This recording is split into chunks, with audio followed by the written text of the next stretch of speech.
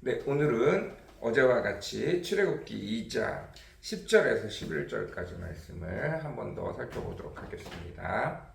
출애굽기 2장 10절에서 11절입니다. 제가 현대인의 성경으로 읽도록 하겠습니다. 그 아이가 제법 자랐을 때 그를 바로의 딸에게 데리고 가자 공주는 그를 양자로 삼고 내가 그를 물에서 건져내었다 하고 그 이름을 모세라고 지었다.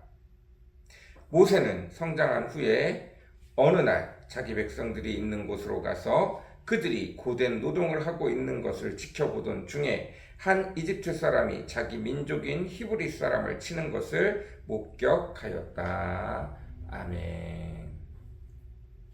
어제와 같이 10절, 11절 말씀입니다. 그런데 10절, 11절 말씀을 보는 게 아니라 10절과 11절 사이에 있는 행간의 내용을 살펴보려고 합니다.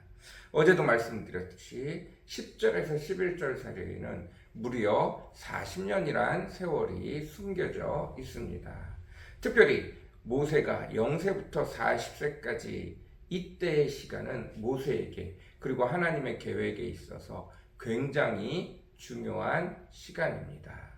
이 시간이 없으면 80세에서부터 120세까지 하나님의 놀라운 뜻을 받아들이는 모세가 있을 수 없습니다.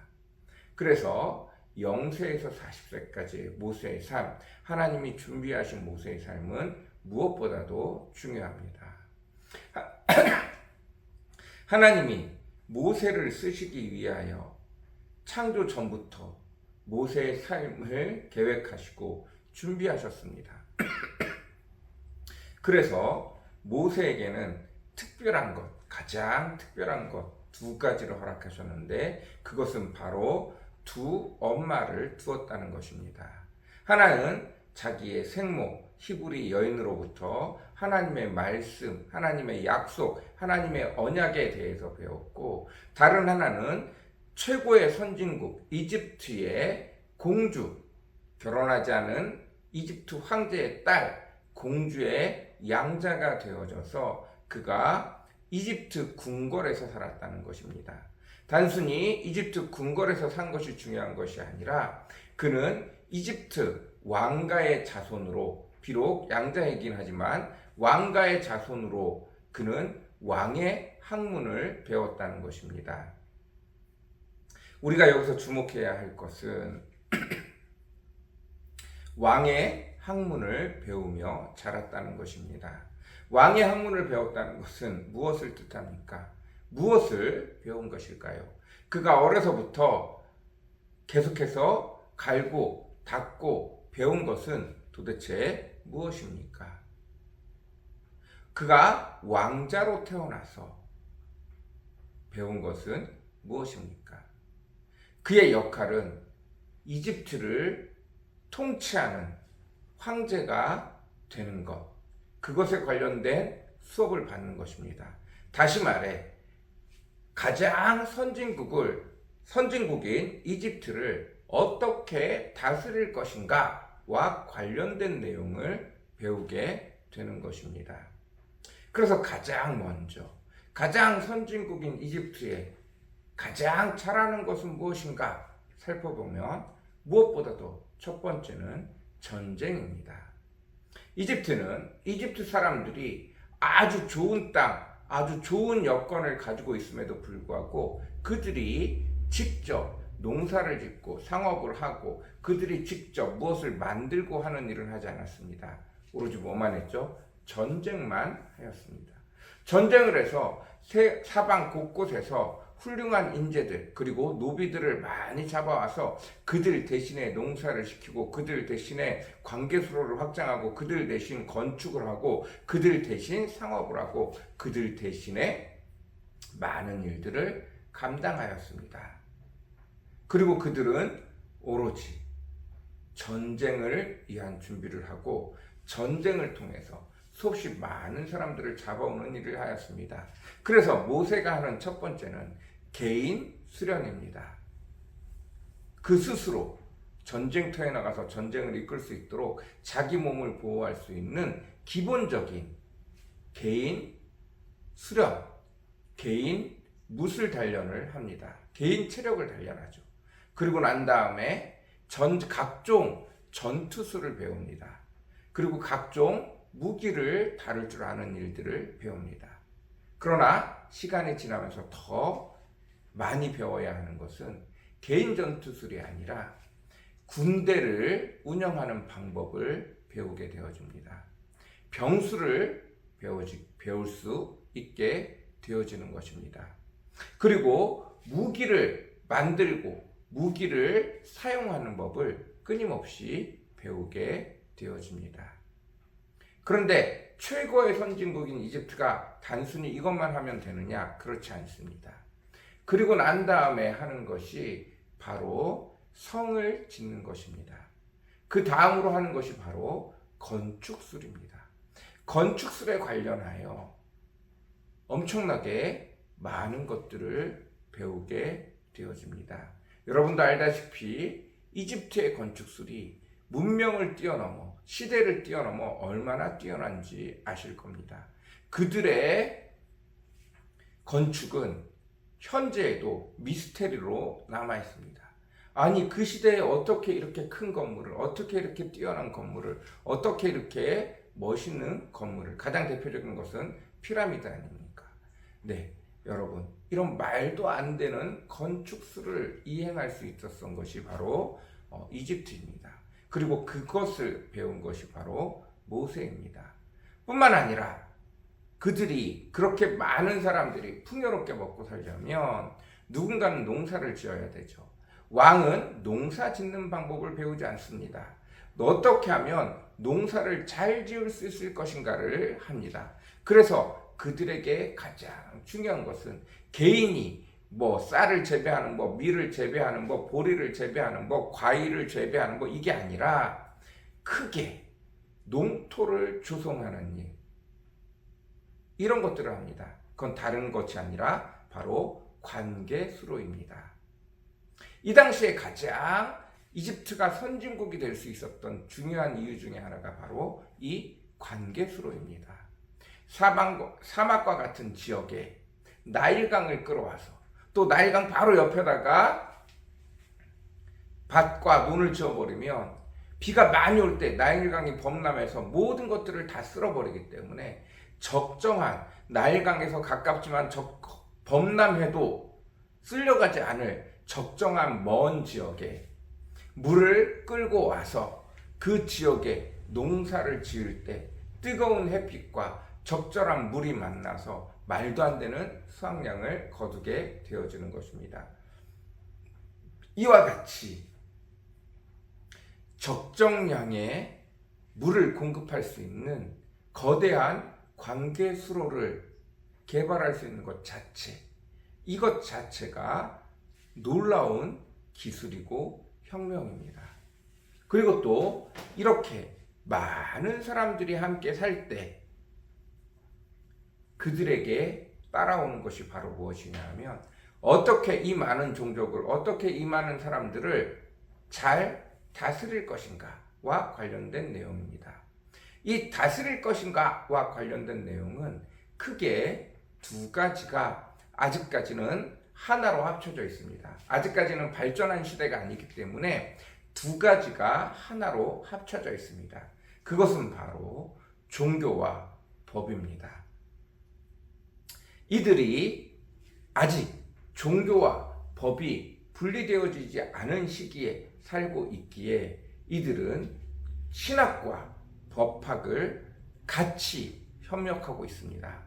그들은 신이 되어져서, 신의 자손이 되어져서 그 백성들에게 법을 베풀고 그 법을 통해서 그 백성들을 다스리는 것입니다. 이 두 가지를 같이 병행하고 있는 것이 이집트입니다.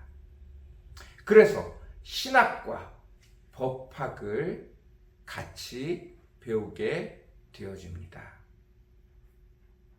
오늘날에도 대학이 4년제인데 일반 학과는 다 4년제인데 7년제인 대학들이 있습니다.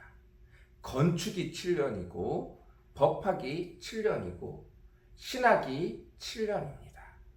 그리고 요새 하나 더 늘어서 의학이 7년인데 아직까지는 의술이 발달하지 않았기 때문에, 아직까지는 의술이 생겨나지 않은 시기에 있기 때문에 이 최고의 학문, 지금도 최고의 학문이라고 일컫는 이 학문들에 대해서 모세는 다 배우게 되어지는 것입니다.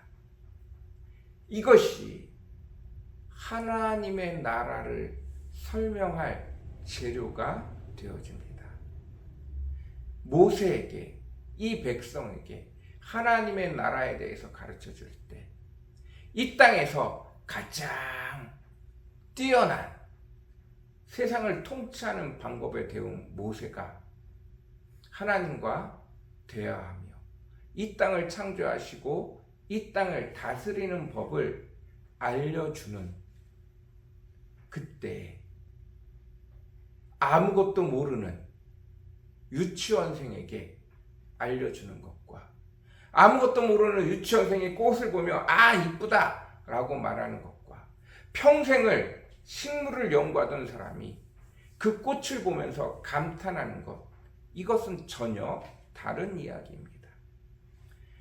천지를 창조하시고 지금도 운영하시는 여호와 하나님께서 이 땅을 다스리기 위하여, 한 백성을 다스리기 위하여 수십 년을 공부하고 고민하고 애쓰고, 그리고 그가 직접 다스리면서 느낀 것들을 여호와 하나님 앞에 나와 대화하는 것, 그리고 그 여호와 하나님의 뛰어나심에 대해서 이해하는 것은 완전히 다른 내용입니다. 하나님은 그것을 하기 위하여 모세를 불렀고, 모세에게 성경에 전혀 기록되어져 있지 않은 0세부터 40세까지의 삶을 말도 안 되게 열심히 살게 하신 것입니다. 여러분, 하나님이 우리의 삶을 만들어 놓으신 이유는 각각에서 하나님이 하시고 싶은 이야기가 있어서입니다. 우리가 그냥 이 땅에서 그냥 세월이 지나가면 흘러가듯이 지나가고 살고 마는 것이 아니라, 이 땅에서 내게 주어진 환경과 여건을 통해서 내가 이 땅의 삶을 열심히 살았을 때 비로소 그 크신 하나님의 음성을 들을 때 들릴 수 있는 귀가 열리는 것입니다. 여러분, 여러분의 삶을 최선을 다해서 살아야 돼요. 하나님이 이미 예비하시고 이미 준비하셔서 여러분의 삶을 만들어 놓으신 거예요. 어느 것 하나 하나님의 손길이 닿지 않은 것이 없어요. 어느 것 하나 만들 때마다 하나님의 손길이 닿지 않은 것이 없어요. 어느 것 하나 하나님이 여전히 버리지 아니하고 운행하시는 분이에요. 그 중에 일부분을 내가 최선을 다해서 최고의 베테랑이 되어져서, 달인이 되어져서, 그것만큼은 내가 누구보다도 잘 알아 라고 말할 때, 여전히 그것을 움직이고 운행하시고 그것을 보살피고 계시는 여호와 하나님과 함께 대화가 시작되어질 때, 말도 안 되는 놀라운 하늘의 비밀을 들을 수 있는 귀가 열리고 깨달아지는 축복이 열릴 줄 믿습니다. 여러분이 주어진 곳, 여러분이 가장 잘하는 곳, 여러분이 칼고 닦고 열심히 행하는 그곳에 하나님의 임재가 있기를 원합니다. 진정주 약사는 약으로 사람들을 도와주기를 원해서 그것을 공부할 때, 그것에 목숨을 바쳐 열심을 낼 때, 그 약국에 하나님이, 예수님이 찾아오시고 그와 대화하며 하나님의 놀라운 은혜를 경험하게 되어졌던 것, 세상이 감히 따라올 수 없는 놀라운 하나님의 기술이, 은혜가, 하나님의 비밀이, 그래서 그 약으로 세상을 충분히 변화시킬 수 있는, 세상에 충분히 영향력을 끼칠 수 있는 주의 백성이 된 것을 기억하시기 바랍니다. 우리에게도 이 축복이 있어야 됩니다. 여러분에게 주어진 삶을 최선을 다해서 살며 여전히 그곳에도 하나님의 임재가, 그곳에도 하나님의 예비하심이, 그곳에도 하나님의 길이 있음을 늘 기억하시며 하나님 왜 내게 이런 일들을, 왜 내게 이것을 알려주시는지를, 왜 내가 이것을 열심히 해야 되는지를 여호와 하나님 앞에 물으며 여호와 하나님이 그곳에 하나님의 임재가 있기를 사모하며 달려나가시는 저와 여러분이 되어주시기를 간절히 사모합니다. 같이 기도하겠습니다. 사랑과 은혜가 풍성하시고 거룩하신 주님, 이미 한 사람 한 사람이 태어나기도 전부터 그들 한 사람 한 사람을 특별히 여기시고 하나님의 놀라운 비밀을 함께 나누기 위하여 각자의 자리에, 각자의 처소에 가장 귀한 것으로, 가장 선한 것으로 하나님 각자의 자리와 인생의 굴곡을, 모든 상황과 여건을 이미 준비해 주신 줄 믿습니다. 그런데 사람은 늘 언제나 하나님이 내게 주신 것보다 마귀의 꾀임에 넘어가 다른 것을, 그저 돈을, 그저 성공을, 그저 명예를 좋아하고 있습니다.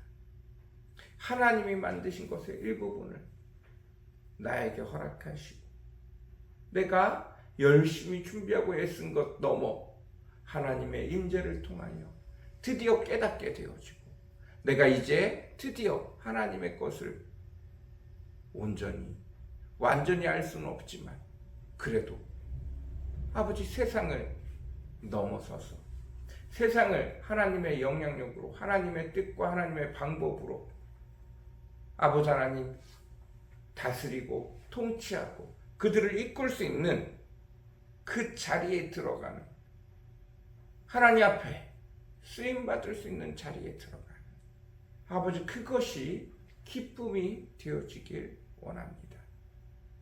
그것이 감사가 되어지길 원합니다.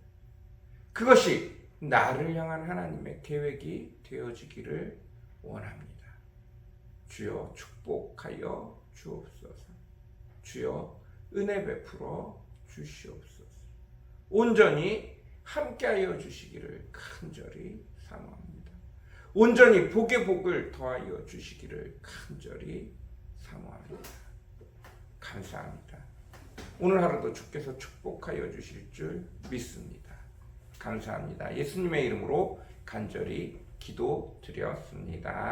아멘.